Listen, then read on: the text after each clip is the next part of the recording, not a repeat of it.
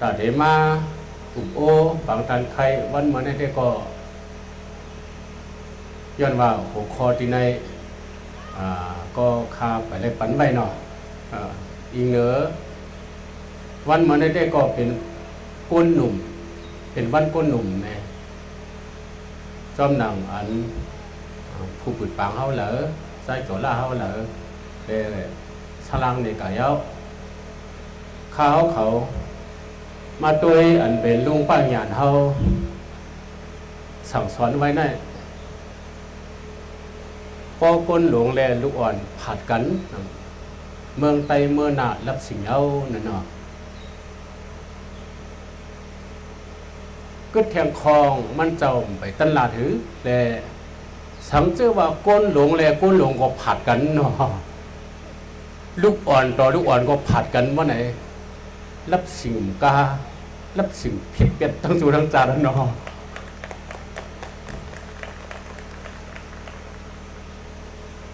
แห้งเจอหักเจอจัดแหลกแผ่นดินน้ำเจอแก่นเมินหินเป็นแห้งก้นหนุ่มก้อยกาปุนตาเฮก้นหนุ่มหมอหักแผ่นดินและเจอจัดมีตีก้นเท่าหมอหลักผูกพังปันขึ้นล่างแนวไรหันนายปับเมื่อก่อนผมเหมือนหน้ายาเขาสั่งสอนไว้เนาะพอมาโดยหวานเมืองเจอคือภาษาศาสนาวันมาได้เลตังมือขาเขาก็เรียกอ่อนนั่นประมาณหนึ่งกันไหนรีข้อคมวัดที่ก่อนนะพอมาโดยลองลวดลองกาเส้นตาสายตังลองกว่ามาลองลิกไล่ไปกำได้ก็ก้นตั้งหนำหูมาที่ก้อยกาสายงายจื้อเครือเลยวันเมืองเขาซ้ำแต่เลยว่าเงี่ยมเต็มเลอเสปานหมุมปู่มอนเขาหน้ายาเขาเตี้ยเนาะก็รีข้อขมรีสิลายเตี้ยก่อนนะปุนตาวันตั้งนานไหนเขาแต่เลยจึงโตจึงเจอแต่เลยหาปีงานเสยใส่นอกเขาเองก่อนกันรักษาเตี้ยก่อนมันต้องเขาต่อได้อยู่แล้วเนาะ1 ปีไปว่าก่อน1 วันในกว่าตัวดีพักถูเมืองอันก้นหนุ่มเขาลันออกกว่าในดีข้อคมน่ะพออยู่ในเมืองเขาเองก็พอหมอตัวก็เมื่อกูปอกในเพราะเข้ากว่าเนื้อให้เนื้อการเนี่ยกะย้อนกินน้ำกะย้อนกินข้าวลัดต่อที่แล้วก็เขาลัดต่อความใต้ไหลไปวันเนื้อวันออกละโตหนังเนื้อเวียงลงก่อนเนื้อกาดของลาเซียวเคกะลาเดี๋ยวมาซื้อขายกันในไหลเอาความใต้เจอต่อกันก้นต่างเคยเลยยิ้มความใต้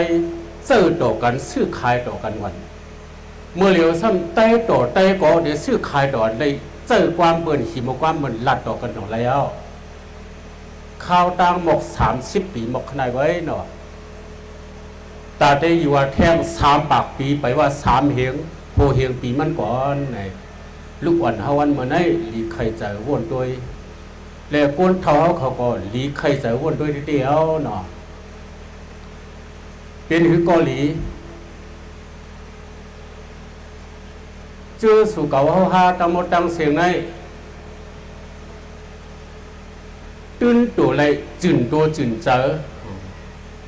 เมื่อไหร่ก็เย้าตีไหร่ก็เย้าความหลัดเจ้าเก่าเจอคือเจ้าเก่านั้นคัดเจอทิ้งละเนี่ยอยู่ที่เขาได้ก็เอาหลังกายเตรียมหมักไว้ก็นำเต้ๆไว้กับกำมอถอมเอาตั้งโจมันก็ได้จังมีอยู่ดอกพึ่งตายกึดโฮงนกยุงตายกึดหางกวางตายกึดเขาด้วยเอาลินตายกึดเก็ดเนาะ พึ่งเขาในเมื่อเขาไปตายเขาปั่นมนมีเยื่อหมายพึ่งเขาโตเขาในเขาหากินไก่เด็ดๆเนาะเขาเป็นก้นเส้นหวีไล่หันห้องต่อห้องหนึ่งอำหึงนั่นเนี่ยพี่น้องลาเซียวเมื่อย่าเอาไปหรอเขาลาเซียวเมื่อย่าเอาก้นย่าต่อเพียงอะไรเขาหู้เนี่ยเขาเลี้ยงเดี๋ยวลาเซียวเมื่อว่ะต่อห้องนั้นเขาบ่เลี้ยงไว้เขามัดไม่อ่อนให้ก็เลี้ยงต่อมกินเอามันกวางเนี่ยขึ้นกว่าด้วยกวางเนี่ยใครว่าได้ก็ต่อเนี่ยหากินไก่ก็เยาขำลืมห้องเนี่ยพึ่งเขาก็ยังอ่านเขาบอกกูลงตาได้ไล่นำขึ้นมาส่งที่ห้องเขาหมดบอกว่าได้ก็มีปักมีเปลืองการเห็นอันว่าเขาแต่ละเห็นตัวเจ้าคือเปิ้นว่าต่างตีเนี่ยกูก็ห่มในกะหันอันนั้นหันอุดาเสียแต่ตัวหมดบกมงเมียงเราหมดตั้งเสียงในก็เอาเฮ็ดคู่สอนเขาเหเจ้าตื้อเลยจูปานเขาเลยเจ้าตื้อดีเจ้าจัดวันเมืองเขาเลยเจ้าตื้อดีเจ้าคืออะไรนั่นอยู่ที่ข้างเขาได้เมื่อเลี้ยวความตักเขาเหมาะสูงเนี่ยเขาว่าพอห้องความน่ะเฮ็ดเอาตายไหลคืดปนเปื่อนอย่าพ้นปนอย่าพ้นปนเฮ้ยเปี้ยงไว้ก่อนเอาเฮ็ดบานตายเอาเขาเนาะเฮ้ยมันเปี้ยงเอาใครเฮ็ดบานตายเอานะเมื่อเลี้ยวก็ตีมืออ่อนตางน่ะเขาปนเบิ่นมาปนอีสังหลาไหนสังเจ้าว่าเจ้าสู่เจ้าเขาเมื่อเลี้ยวเขาเป็นต่างตัวเคอหนึ่งเคอเขามาขึ้นลุ่มกำผาในก่อนแรกในลุ่มกำผาลงในถามเจ้าคือกวนนะกับเผาเขาตั้งหลายค่าคือกวนอันมีพิงทุ่งอันมีพิงทุ่งในมีหลายค่าเนาะเจออันมีพิงทุ่งยุกมือตัวรู้เนี่ยพี่น้องไตก็ไก่ยุกมือนะเกอันนั่นอะไรวะไตก็มีพิงมีทุ่งค่าเนาะอันมีความราคาเนาะไตก็เขาก็มีความราคาเนี่ยแต่ยุกเทียงเขาสองเมียวอันมีหลิกมีลายคาเนี่ยแต่ก็เขาก็มีข้าวเนี่ยตึกอยู่ต่างเจ้าเคิมหมังเคิมจังยุกตัวที่ยุกสองอันนี้พิมพ์ทุกก็มิวความรักก็มิวเพราะว่าเจ้าเครือคนกำผาค่ายุกมือเปิ่นยุกอะไรจังแต่ตึกยุกกี่เปิ่นแน่นอนหมังเคิมเนี่ยตัววันมันได้ยังไม่มีหลิกลายเนี่ยแต่ก็ยุกไป3 เมียวเนาะเจ้าเครือคนเอาเนี่ยกำผาตั้งหลายค่าเนาะเคยแล้วมีวันมีเมืองคาเนี่ยแต่ก็เขาก็ได้ก็มีคาเนี่ยตึกยุกแถวหมังเคิมเจ้ายุกนำเนี่ยลึกไล่ต่อวันเหมือนได้ไปมีก็มีดังนำเขาวันเมืองไปมีก็นำน่ะแต่นั่นตึกยุกเทียงเนี่ยรู้หลายเมียวใคร4 เมียวคือคนหมังตัวเต็มมี2 เมียวก็เนี่ยเขา4 เมียวเจ้าคือวันเมืองเขาในตื้อหรือเบิ่นหลายจันหลายผงแน่นว่าวันเมืองก็มีเจ้าคือก็มีดิกลายก็มีพิงทุ่งก็มีความหลัดก็มีเย่าก็ซ้ำเป็นสังแทงไหนซ้ำเป็นเจ้าคืออันยามเป็นเจ้าเป็นจอมมากกว่ามีสาย10 เจ้าผ้าเจ้าไผ่ไข่เชียงพันคำมามังคือกูเนี่ยยามีคือคนนั้นกำผาอันหัวหมื่นมันนั่นแหละเนาะมาตัวตีไหนเฮ็ดอะไรไรคือปนเปื่อนเผยเฮ็ดอะไรไรคือปนเปื่อนล่ะกุนเท่าเมื่อก่อนน่ะกุนเท่าเมื่อก่อนน่ะเฮ็ดเฮาไรปนเปื่อนเอาก็ลุกอ่อนวันเมื่อในซ้ำตีเฮ็ดหาลายกว่าพวกนี้เอาขึ้นมาวนดูบ้านเขาได้ก็อยู่มากน่ะมีเจอคือวันเมืองตั้งหมดตั้งเสียงเลยอันข้าวเขาอุบเมื่อเร็วนั่นจะเรียกว่าตัวที่ว่าปุ่นกันพิงทุ่งไว้ก่อนน่ะข้าวเขาเน่าปีใน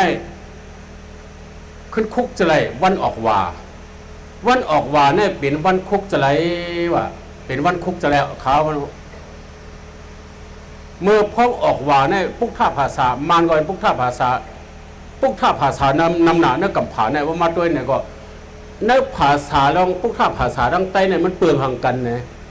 ข่าวเขามาด้วยอภิธรรมวันออกว่าในอารมณ์มันลึกมันพิงข้อสั่งสอนก็ลึกพิงทุ่งใต้ก็สำคึกแทงครับเนี่ยเนื้อพิงทุ่งเอาพิงทุ่งออกว่าไว้ก่อนเพราะว่าเมืองเซนวีเนี่ยเพราะว่าเตะออกว่ายาวในเฮ็ดขัดของรองเป้บอกว่าเอาเครื่องย่ำตั้งกินในเสือเนื้อเป้รองเนี่ยเขาห้องรองสาวปุ๊บเนี่ยว่ะบอกว่าสั่งเนี่ยเอาตาหน้าเจออันอยู่จอมสายน้ำสายน้องเนี่ยยืนส่งเนี่ยซ้ำพยางเนี่ยปล่อยห้องไพ่มีเนี่ยเอาตั้งกินตั้งย่ำไม่กวาดให้ปล่อยขึ้นกลางเฮาอ่ะจอมน้ำก็ส่งเนื้อกลางเฮาก็ส่งมาด้วยเนาะอันนี้ผมกล้าทำลอยเคยในป้ากองป้ามองไอ้เมื่อกันโตถึงเมืองคอนหน่อยเนี่ยไปลินเมื่อครับพอเราลุงทุนปู่นะใครในเขามาด้วยลูกตีนในไปกว่าในเจื้อเขาคือเขามีตีแล้วในกว่าหากับกันโตกันนะกันโตนะกาย้อนส่งปีกาเป็นปีเป็นน้องกันมดในกับใจกันมดกับจอมส่งกันเนอะเยาก็เสียมก้าในอีกเนื้อสายหมุนเจ้าเขาก็สังขาเจ้าเขาก็เพอวาตัวอันใหญ่ขึ้นกันโตกันอีกเนื้อขุนเมืองก็ซ้ำให้ในเก่าแต่เรียกว่าเอาจอมสายเผอสายมันนั่นก่อนหนงย่าอ่ำกามเนี่ยจื้อเขาคือเขาปีเขาน้องเขาอันตายกับเจมปันหมอนปันเมียนหึงเนี่ยนี่อันจดอันรถกูเขาเป็นปิดหูปิดตาเนี่ยก็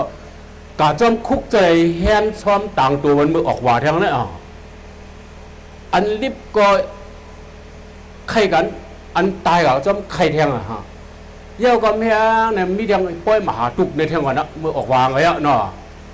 มหาตุกในที่อยู่ในอันนั้นเยอะเอากำมันเถิกว่าเฮ็ดป้อยเขาเฮงห่อเนี่ยว่ะเพราะว่าเมปุ่มหลวงไล่สองห่อเนี่ยเนี่ยไปเกิดยังคุกจะแล้วเนี่ยเอากุ่งมุนกันนะอันเกิดยังก็เอากุ่งมุนไปเกิดก็เอากุ่งมุนอันตายกว่าปียาวเข้าขึ้นก็เอากุ่งมุนขึ้นตุกไหนขึ้นแต่เรียกว่าทางไหนพอมาตัวเนี่ยพิงทุ่งจะไหนมันง่ายๆพอมาตัวบอกว่าเขาคุกจะเลยจื้อคุกจะเลยจัดขึ้นหลัดกันตกกันไข่กันนะต่างภาษาต่างเศร้าคือได้ก่อนละเนาะเขามาด้วยข่าวของใครละลองพิงทุ้งเจอคือภาษาความหลัดอันนี้มันลองใหญ่ตาวันดังนาติวันเมื่อไนลูกอ่อนเขากำนำในอ่ำป้อป่องความอูเมลักเลยลักแหลมมาอยู่ก็ความอูเมว่าหังไว้เนี่ยป้อป่องน้ำนะก็เหมือนใจว่ามาเบอร์ใหญ่ๆได้ก็ใครเหอะโคป่วยอันว่าในมันเตะเอาจื้อคือวันเมืองความดัดภาษาพิงทุ่งในตื่นมีปุ่นพรโดเลยอาบปันลูกหลานปัญญาเขาตั้งนายเอาเนาะก็ในเลยลูกเขาก็อย่าเฮยานหลานเขาก็อย่าเฮลืมกุ่งนั้นเขาแต่เลยห่มงำปันในแต่ละยืนปันแต่ละส่งปันอันเนการลูกหลานนั้นก็ตื่นมีปุ่นพรโดเลยฮับป่วยเอาเนาะตื่นโดเลยมีในปุ่นพรลูกลางหาเบืองนั้นก็มีน่ะแต่เลยฮับเอาเฮกึ่งฮับเอาโคป่วยโปเมอันนั้นมันปาไว้หนึ่งอันเนาะถ้ากึ่งฮับอันวานั่นบอกว่าอย่าไปลืมจื้อลืมจัดเหอย่าไปกัดรู้หลายโคป่วยอันเท่าไรป่วยอะไรจำก่อนเนี่ยจื้อคือวันเมืองตั้งหมดตั้งเสียงในก่อเปลี่ยนอันเท่าไรมาป่วยมาจำมาปุดไว้เลยกึ่งลีรู้หลายกว่ากึ่งลีโฮมกันในทิ้งซิมกว่าปียาวข้าวนานนั่นก็เนี่ยอยู่ที่ค่าก็ขย้อนสั่งใหญ่ๆลงๆจังหนังไหนเดี๋ยวก็พอมาด้วย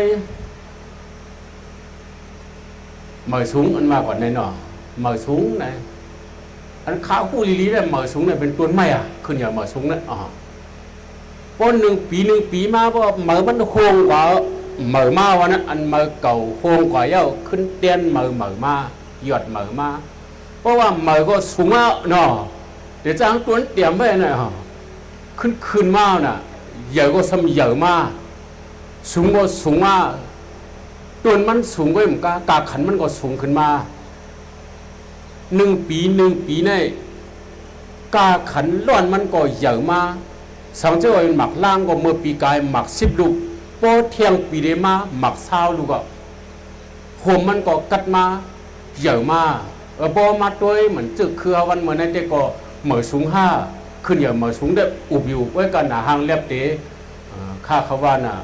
เหมือสูงจะได้หลายป้อปิญญาทัดสังด้วยเต้นหนาหางขึ้นอย่างเหมือสูงยังหายยอมลวง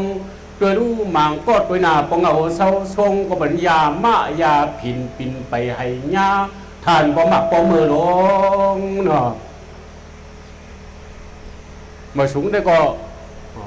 ว้าวดาสิกูเมื่อกูขากว่ากันกว่าจ้องกว่าป้อยกว่าลำห้องความต่อยติงหมักยังปักขันว่าเมื่อสูงค่าด้วยตีตัวเลเจอวันเมืองหกห้ำท่านบ่จอดกูไผ่กูป้าข้าก็บั้นเพียวเนาะไอ้ขี้ไอ้เยวผมจอดกูป้าลวงยาวข้าเสาแต่ไม่เนื้อปุดปังเปิ้งปันครึ่งเนี่ยเนาะค่ะเจมเมอร์2-3นั่นค่ะเนี่ยพอมาด้วยหวานเฮาเมืองเฮาจื้อเฮาคือเฮาเนี่ยพอหมดด้วยกูอองกูตีด้วยกับด้วยมาเนี่ยซึ่งข้าขว่าเมื่อไกลวันเมื่อไหนข้าเขากับญาตีหนึ่งอองตีเนี่ยละดอกลูกอ่อนปู่หมอนมันน่ะตั้งลูกอ่อนมันปู่หมอนนายหมอนใครขี้วะเนาะมันจังลูกเอาน่ะใครเจ้าหลานมันเอากวักมาก็ลูกอ่อนมันป่องอีแล้ววะลูกอ่อนมันในเรียนหาเมพ่อบาเปียวลำดิวในเรียนหาภาษาเปียนั่นเนาะเผื่อเมงมาผมมาด้วยขี่นายเขาบนหลังเนาะหมวนเขาเนี่ยยาเขาหมวนเขาเนี่ยหมู่คู่ความมันเสียอิดลูกอ่อนซ้ำหูความไตเสียอิดเนี่ยเนื้อเลือดเดียวอยู่ในเลือดเฮิรนหลังเลียวน่ะมีอูเมมันก็ปิ่นภาษาบ้านเนาะเพราะไหนก็สังเจอว่านายเขานั่นตายก็เอาไหนลูกล่างมันเลยเฮิรนเขานั่นได้ใจภาษาเมียวเหลียวแววใจความมันแววน่ะสังเจอว่าอูเขาเนี่ยเมเขาได้อยู่เทียงหลาย10 ปีเนี่ยเพราะมันแน่ก็ขึ้นลานเขานั่นก็เมื่อเร็วหลาป้อมจะละเมาน่ะหลาเสือป้อมจะละเมา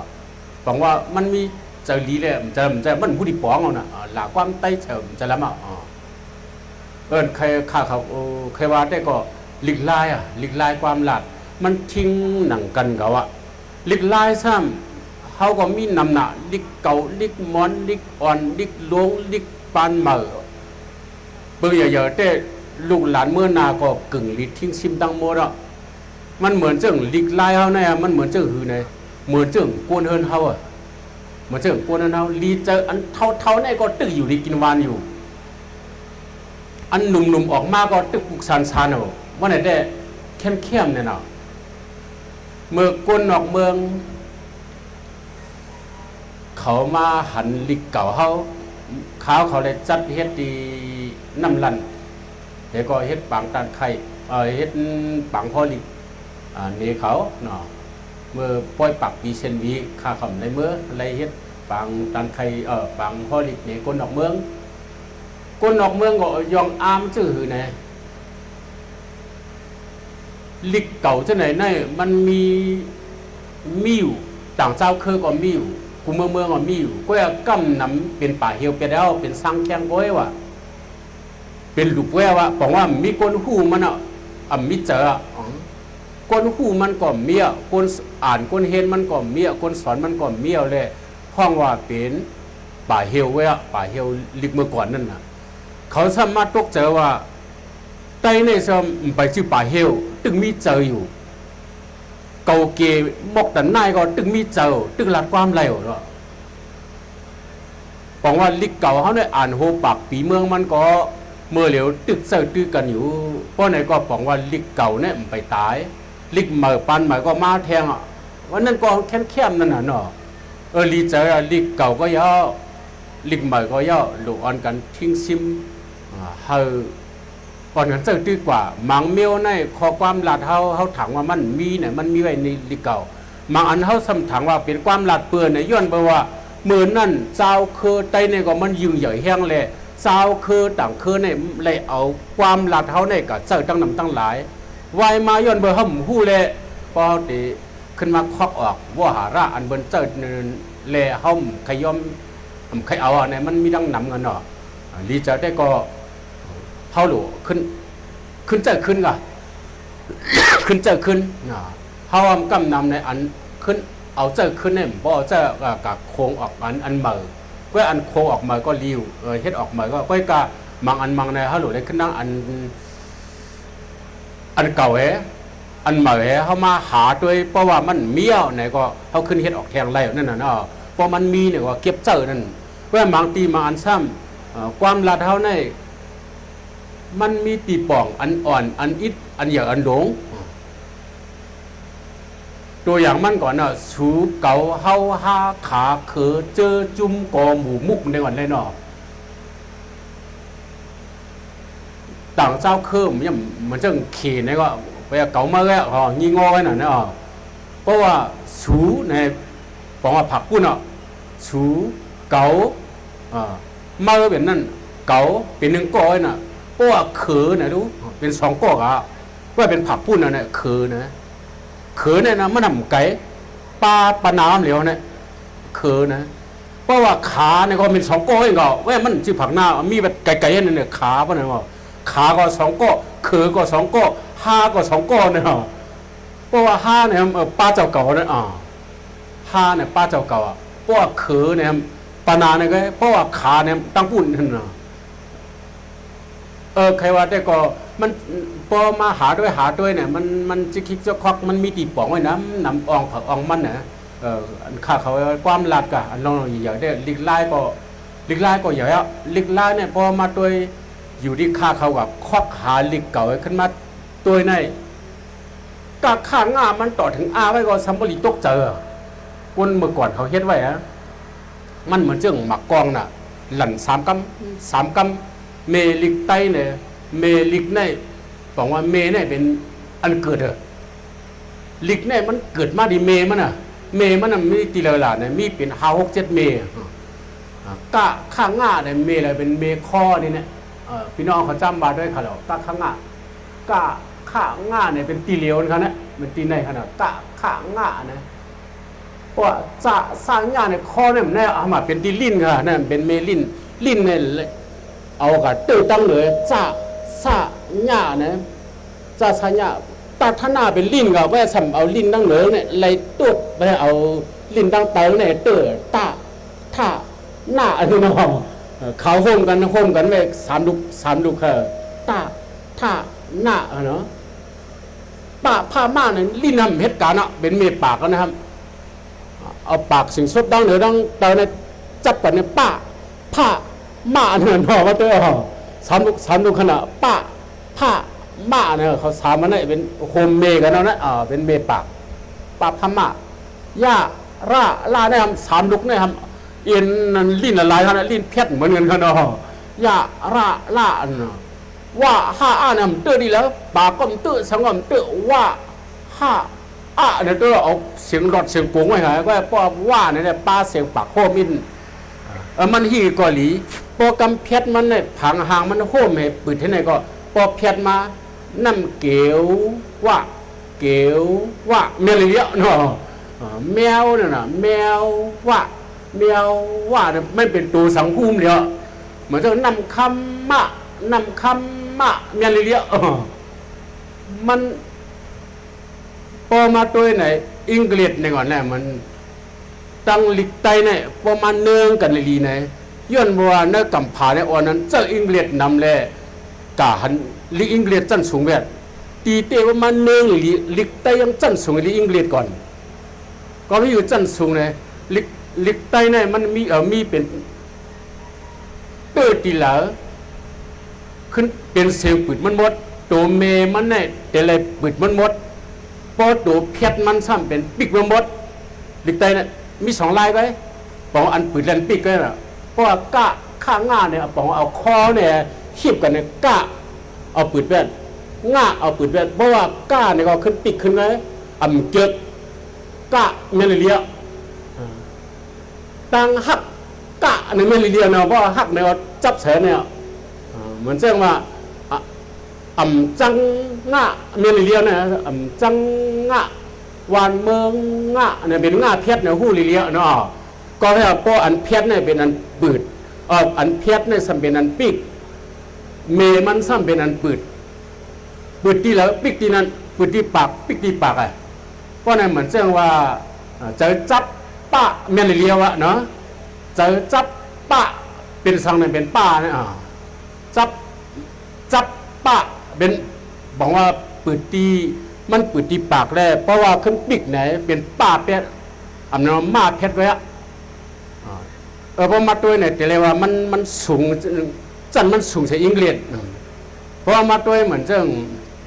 อังกฤษซ้ำนั่นแหละปืนปิกเนาะแอมเนี่ยซ้ำปิกเป็ดนะแอบเขาแอมเขาเนี่ยเป็นอันปิกขนาดตัวเมงนั่นเนาะแอนเขาสมันปืดแอนเขาแอนเนาะปิกเขาลิ้นเนาะแอนเขาปีเขาผีเขาดีเขาซ้ำเป็นอันปืดว่าเขาโอเขาเขาจะนำปืนปิ๊กเอาเงินหอเนี่ยมาด้วยเป็นเปลืองเป็นเป็ดเมลไงบอกว่าต่อถึงเสียดในยังมีจื้ออันปืนมันหมดกระบองปืนกระบองปิ๊กกระบองปืนปิ๊กเนี่ยเขามีไว้หลายเมลคันเนี่ยบอลิกไตเนี่ยเป็นอันปืนมุมโมดาวว่ะบอตัวเมมันน่ะบอมาเพชรก็เป็นอันปิ๊กมุมโมดาวว่ะปืนที่แล้วปิ๊กที่นาเอาเนี่ยมันแตกตัวพอข้อขาลิกตังหูเนลิกลายเนี่ยก็ลิกลายเพราะเป็นครูสอนไว้เอาอะเขาก็ไล่ตอนสอนเนลิกลายเนี่ยนำเนี่ยแล้วเนาะพอมาตัวแทนเนี่ยเหมือนเช่นอังกฤษเพราะว่ากาวิโก้เนี่ยวันนั้นเนาะ GO ออกเสียงข้างค่ะออกเสียงโก้ป้อน TO ขนาดจองได้ออกเสียงโทขนาด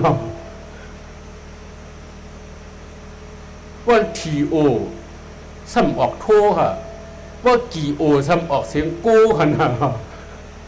บริกใต้แต่บอกโก้ก็เป็นโคโง่เป็นอีสังวะเยานั่นออกเสียงนั่นปั๊มมดค่ะพอมาตัวเนี่ยลิกมันก่อนหนังนั้นขึ้นมาทัดด้วยก่อนเนี่ย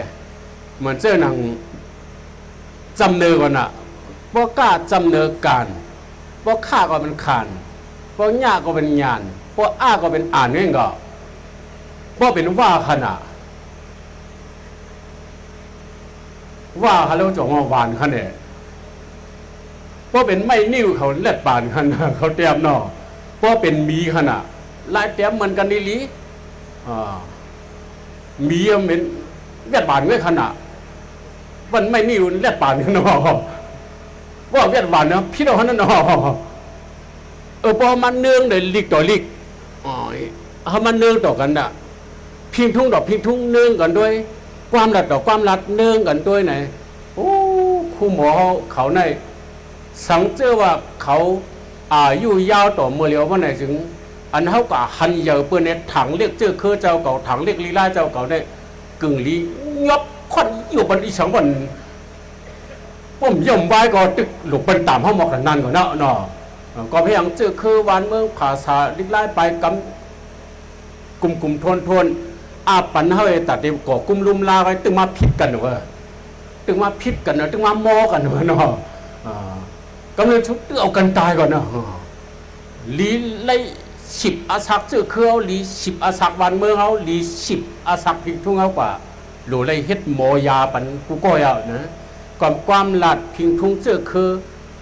ความหลาดลิกลายพิงทุ่งไปว่าวันเมืองสังก่อนอ่ะ3อันในก็เป็นยาหลงชื่อคือ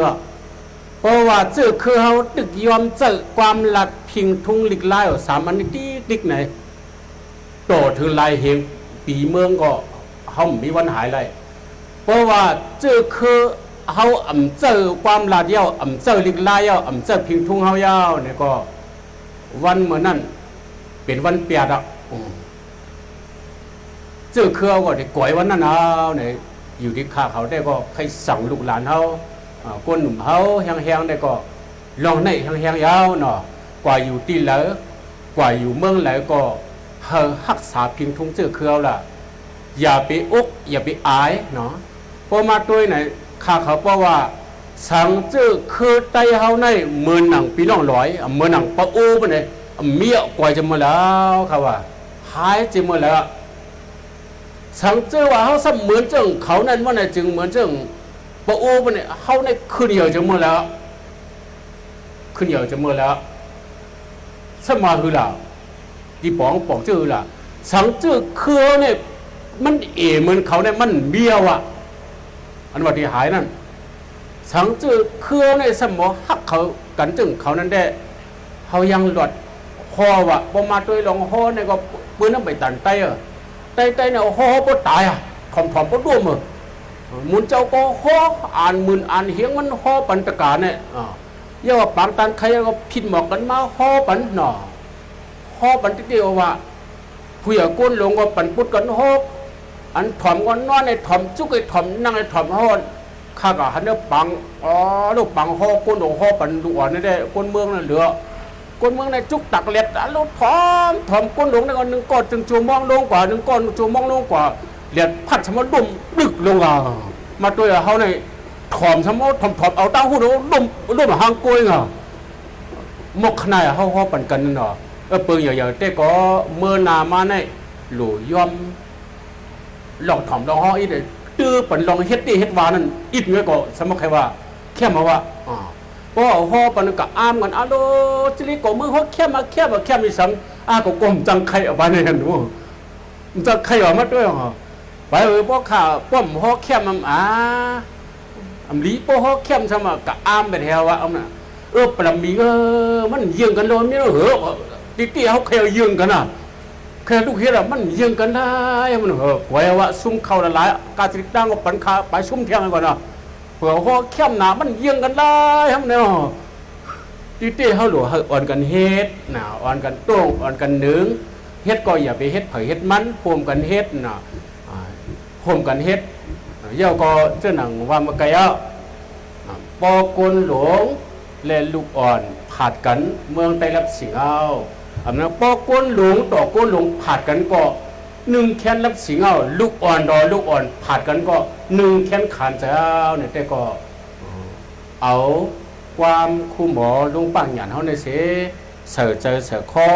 ห้างเผื่อห้างมันเสย้อนบอกว่าเขายามก็เต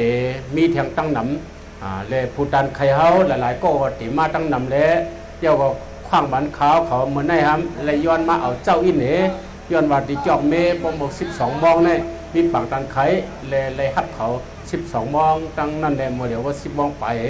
เขาก็ปเย้าในตั้นถ่อมโอ้ยก็โอ้ยเสเลยพี่น้องเขาเย้าเนาะเขาเย้าให้ก็ขาดได้ปอกมือเนี่ยใครกูก็กูโกนเนี่ยเอาลองต้นไม้ต้นหมอกเขาเฮ็ดตอนสอนลาเอาจื้อคือเปิ้นเอาเฮ็ดตอนสอนเฮาลาเอาจื้อคือเจ้าเก่าเฮขึ้นเฮ็ดตอนสอนละเนาะเย่าก็หนังหือเด็กคึกเข้มกับตั้งนาเตมีกามีคันกานั่นโหลโฮมกันเฮ็ดการจื้อคือวันเมืองเมื่อเฮาเฮ็ดนั่นก็หมักโหเจอเฮาหมอปิดกว้างๆอย่าไปเอาแก็บๆเนาะหมักโหเจอแก็บไปกึ่งเรียบเมืองเฮาป้อมหมักโหเจอเฮากว้างจังทางห้างลมเจอเฮากะหันหมักโหเจอในอย่าให้กบกินมาโคเจอมันจึงเหลืองเขียวเหลืองในเขาหู้อยู่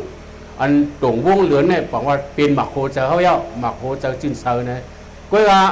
ปมาตัวไหนเขากะมังก็ในกะหันก้นมังก็เขาซ้ำเป็นมาโคเจอเขาเป็นเหลืองรองแบดมังก็กะหันเขาเป็นมาโคเจอเหลืองม้วนแบด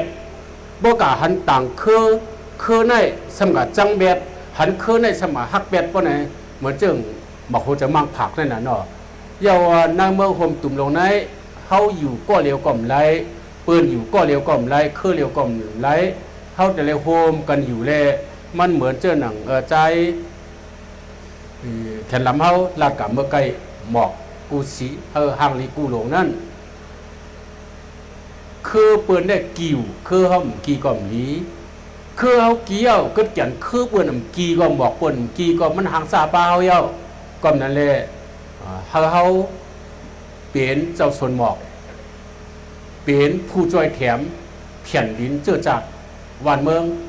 เป็นผู้อันยุคกาขันเจอคือวันเมื่อขึ้นเยอะเจ้าเก่าตะหนึ่งเป็นสัตเทหลงล่าหอยเงินตื้อคำหนองก่อป้วจืดจัดเจ้าเก่าในตกเตรียมอยู่ป้อไหนเปิ้นป้อหันยาวเฮากะเฮาเปิ้นฮักเฮาไหนลูกกะลัดอังกฤษเฮาหมอจอยเมืองเฮากะลัดเขเฮาจอยกะลัดต่างเจ้าคือฮักเต้าไหนสังเจอเปิ้นถามคอไว้เฮากำกลางเอาสูมาเฮาฮักสูนั่นใจเฮาจ่องสูไปฮักกันเน่บ่เนี่ยเฮาสิว่าคือลาเนาะจ่องเฮาซ้ำฮักกันยาวนี่ก่อนเนี่ยเฮาเปิ้นจอยเฮานั้นอย่าไปทางป้อห้องไปฮักกันเนาะป้อเฮาฮักกันหอมกันยาวป้อเนี่ยจึงอ่ำมุงอ่ำมองสังก็อันเฮาใครนั่นมันจังถึงยาวเนาะก่อนนั่นแหละย้อนเสียงตบมืออีกหนึ่งค่ะเนาะอ๋อค่ะอันนี้ก็ห้องเห็นผ่ามือขนาดข้าเขาใกล้ซับเลี้ยงในปางตันไข่ในปังวงเมตตาแล้วผ่ามือในปอไว้พลาไหนนิ้วในกวานตั้งในเป็นฝ่ายศาสนาค่ะมันเลยท่วงยันแต่ได้ถึงนึกปั่นมันอ่อนโหเจ้าเสียสู้คำเขาจะปอสินทำเขาเนาะเจ้าสังขาเขาเลยน้ำนาขนาดปั้นตะกาปูจ้องกับป้ากะอันนี้แซมเปิลเลยเงินตื้อคำมันเลยซุปปันในสัตย์น่ะอันนี้มันสัตย์วะเนี่ยอันนี้ศาสนาอันนี้มันสัตย์อันนี้สมัยหมอยาปนนกวันยาเนี่ยแล้วในนกขนาดนี่เป็นอันนี้สมัยอย่างผู้จีในตั้งเนี่ยปัญญาชีผู้จีในตั้งขนาดตั้งตกตั้งออกเพราะมันบอกมึงจังหูอันนี้ปัญญาชีผู้จีในตั้งไหนเฮ็ดสังก็ย่อพอเปียดปัญญาชีในภูมิปัญญาเขาในจังพี่ดาวเนาะใครเฮ็ดสังเฮ็ดหลูได้เติงปางเย่าก่อนในก็หลูได้เข้าโฮมป้าเนี่ยเย่าอันนี้เป็นอีสังในเป็นผู้ใหญ่ก้นลงขนาดมาที่เนี่ยเหมือนเจ้าโจมเขาขนาดเนาะเย่าก็เจ้านาตีน่ะผู้ใหญ่ก้นลงน่ะอันนี้ว่าป้อบีมแรงเก่าอันนี้แค่ไหนเย่าป้อลงลายมือในจำมันตั้งขนาดก็เนี่ยจึงมีกลุ่มเกียร์จูกูอันเขาก้อยกามีแห้งเปิ้นขอดตามมือลึงมาเขาสำขอดกว่าเจ้าเฉาป้าเหลียวเนี่ยเปิ้นฮักกรอบไปแล้วก้นหลวงอันเลี้ยนดีพวกก็หล่อนจีตั้งหลังก้นเมืองเป็นความมันก็เป็นว่าฮักไปแล้วอันนี้ก็ก่อยตาหนึ่งเป็นสัตเทียก่อยร่างสัตเทียตาหนึ่งเป็นโมยาก่อยห้างโมยาก็หมักแห้งลูกที่เหลือมาขอดพันมันเกียนไปเตียนเบิ้นพวกเคลียนปลายเนาะปองอมล้อมพร้อมกันไตเนาะใกล้ห้องความหมักแนวเนาะมันตัวไหนเตะไรโฮมกันขอดสังเจอตืดเจอดอกตืดเจอละก็22 นิ้วเขาซ้ำ20 ขอนเปิ้นสม2 ขอนมันเนาะเขาตื่นซุ่มอันบนความมันที่ก็เนาะก่อนนั่นแหละการความกันในตื่นหนูไรเพื่อก็เนาะพยายามความตื่นหนูไรเพื่อก็ความไม่ก็ตื่นหนูไรขึ้นความแทงอ่ะนะนั่งฮือเต็มแตกกันเต็มสัดกันเต็มยายกันนั่นก็เจ้าเก่ามีปุ่นพรแห้งๆยาวเนาะมีปุ่นพรกูก็กูโกนค่ะก็นั่นแหละตาเตเฮาชื่อคือวันเมืองภาษาศาสนากาขันเฮายุคขึ้นมาสูงๆนั้นก็หนึ่งยุคไหลโฮมกันยุคกูวันกูเมืองยุคกูเจอคือก่อนในเมืองโฮมตุ่มในมันออกกาขันใหญ่มาข้าเขาในไรกว่าตัวโทบหลายตีไรเลยลีข้อคมน่ะออกนอกเมืองกับเมืองไทยกว่าเมืองอะไรก็กว่ามาก็อะไรตอนสอนจะตีพักตูเมืองอะไรตีอันเขาเย้าเนาะพอมาด้วยข้าเขาจุกตีเจเก่าเด็กเขาในเมืองเขนได้พออยู่เมืองเขามาสงคราเจ้าเจริญเขาหมอสอนเขาเนี่ยเอาลูกเป็นนับยำเผื่อที่นั่นเนี่ยมาตุ้มตันจุกตักแหลบตั้งวันน่ะ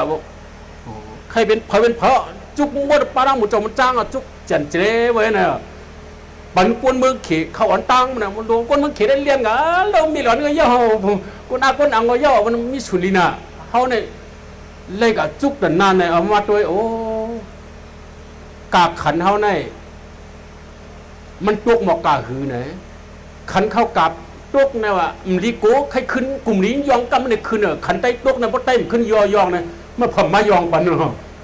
ว่าขันใต้ตกเนี่ยลีโก้หนาวว่าขันเมืองก้นเมืองห่มตุ่มตกเนี่ยก็แค่นก่อยเมื่อเลี้ยมันก่อยลีหนาวเลย